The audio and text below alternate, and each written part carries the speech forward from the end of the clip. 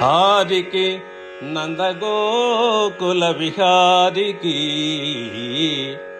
చక్ర సమీర దైత్య సంహారికి భక్త దుఃఖ పరిహారికి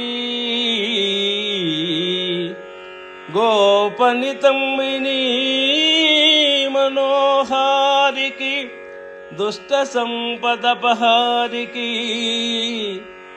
ఘోషకుటీపయోఘృతాహారికి బాలక గ్రహ మహాసుర దుర్వనితా ప్రహారికి